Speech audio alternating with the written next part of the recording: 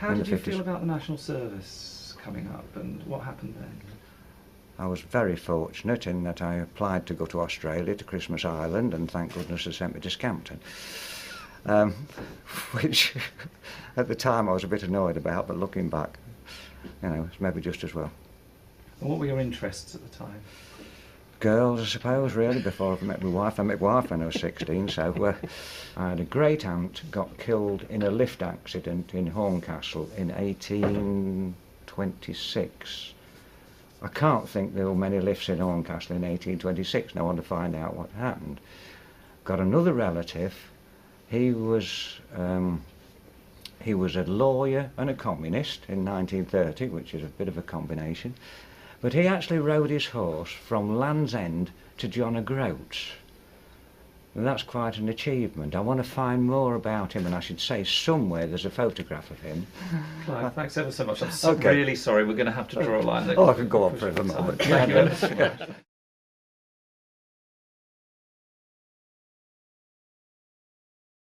And how would you describe yourself at age 17? Same disease, girls, and probably more girls. Why is family history important to you? I think we both answered the same sort of thing. It's like a jigsaw, and when you get bits coming into place, and then you get grandchildren and your own children asking questions, like Holly's mother asked a couple of years ago, and she started off, and Holly's triggered it from there. And then in the old days, you farmed children out. My father and his brother were not brought up together.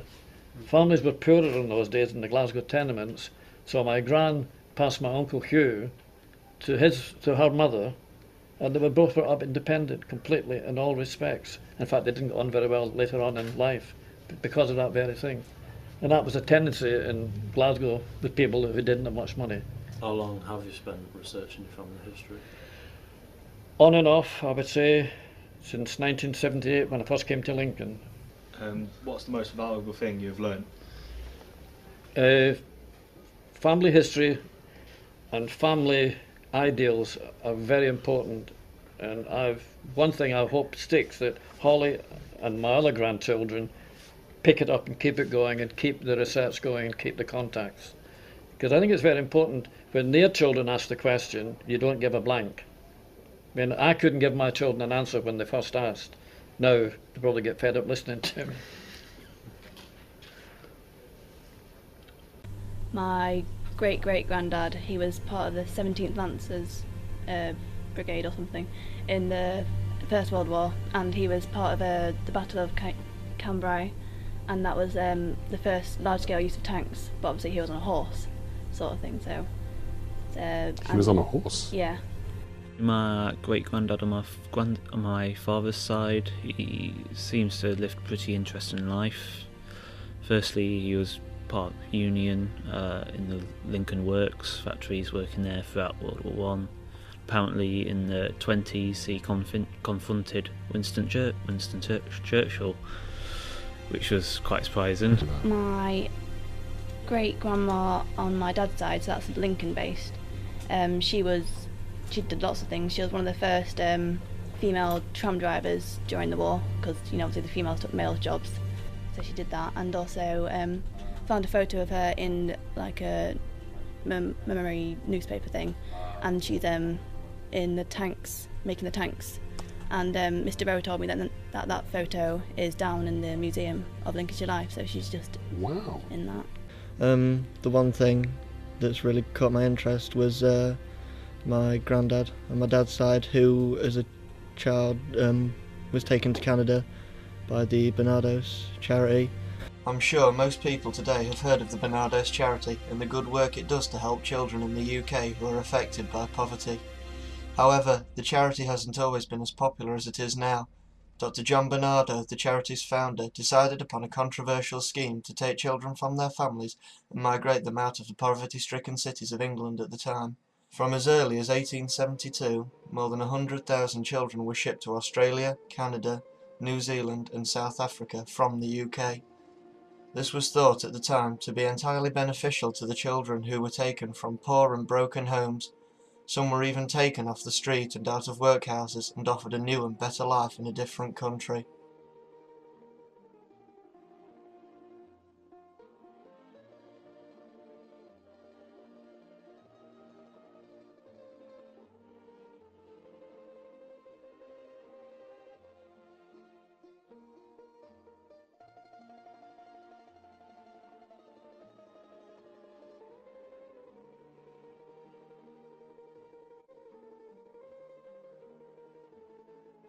Although fear for the children's safety was not ignored, there was always concern whether the carer that they were going to would abuse them, as unfortunately some were.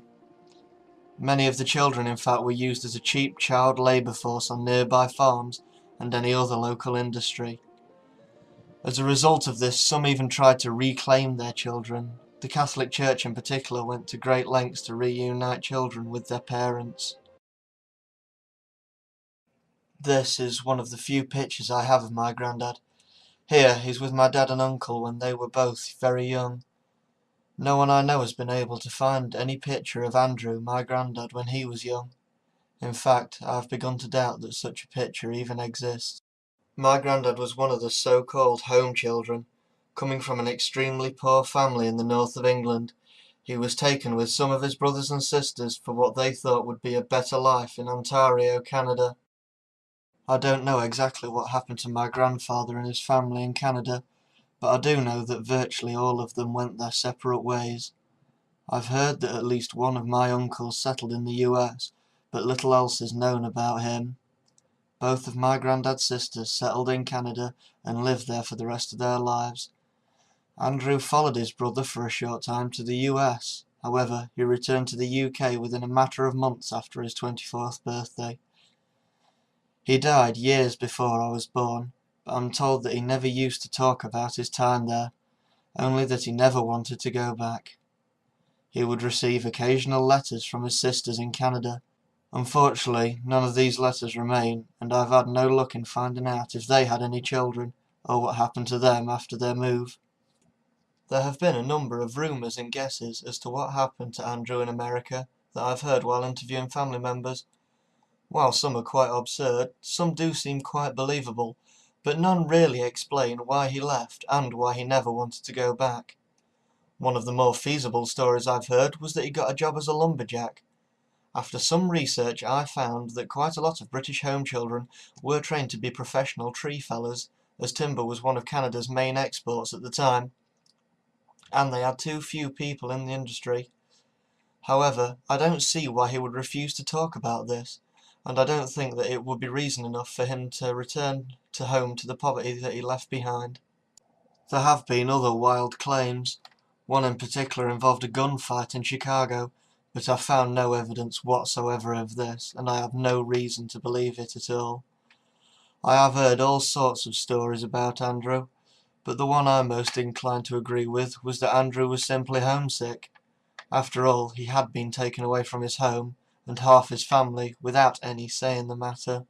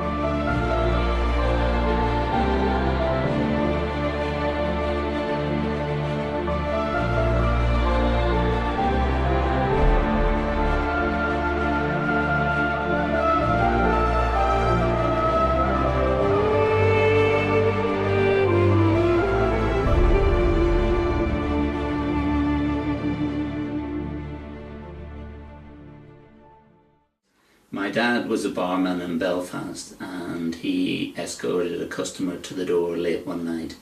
The customer ended up being murdered in a most brutal way. That really shocked my father, and he decided that it was no longer safe to commute across Belfast. He really desperately had to get out. He was a fairly brave man, but there was no explanation of how the customer had come to meet his death, apart from, obviously being found with multiple stab wounds. That really shook him, and he decided that he would come to England and look for work. And he initially came across before us and started working at the Nottingham Irish Centre. And my mum was really reluctant to follow him, but eventually we followed, and I started secondary school in England. You moved away from Ireland at the age of 11. What was the experience of moving to England like at such a young age? It seems so strange that it was only 38 years ago that I made that move, and the conditions, the shock, the level of kind of deprivation that you experienced in just leaving Ireland and coming across the ferry was like a cattle boat compared to contemporary ferries. The conditions were really poor, but arriving in England was a real cultural shock. My main shock was finding policemen that you could go up to and speak to in a way that was friendly. I spent my time asking them what was the time, because when you went near a policeman in Ireland you had a machine gun or some such pointed at you. It was a real strange change. So you mentioned about the policeman's sort of attitude in Ireland. What was life in Ireland like before moving? Life in Ireland was very tense. We had army on the streets, we had regular riots. I lived in Andersonstown, which at most of my childhood was a lovely, nice place to grow up in, but as the Troubles broke out, it became increasingly a difficult area to live in. The troops were extremely confrontational as a child, firing rubber bullets, very aggressive.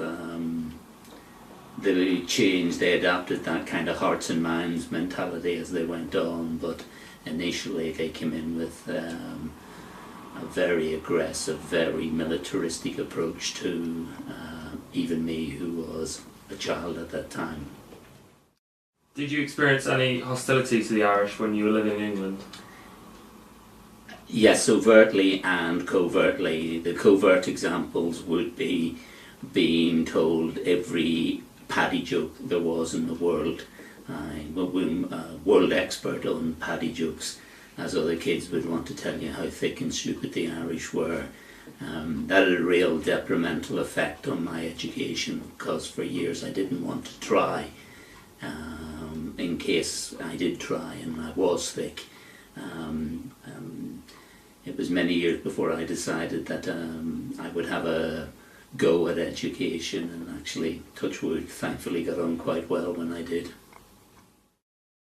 The overt racism was, you Irish bastard. Dad ran at the Irish Centre in Nottingham. With the time of the Birmingham pub bombings, the club was, somebody tried to petrol bomb the club. Those types of things were very clear. On occasion you would get customers who would, people just walking past the club would open the door and shout in, "You Irish bastards," and then run off.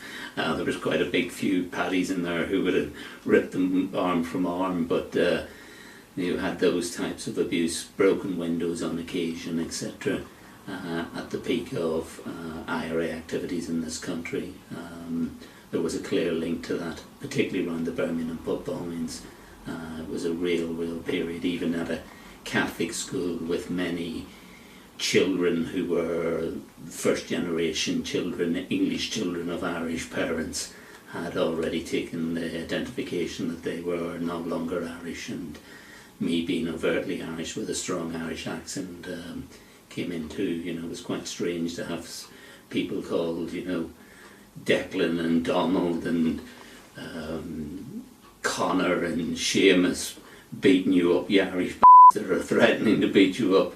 It just didn't realise their own personal history, which I thought was really, really sad. Whilst this film was about my father and his father, what Making This has shown me is that history is alive, well, and related to my life. I want to be able to tell my children and my grandchildren stories like this that I hope will have the same profound effect on them that these have had on me.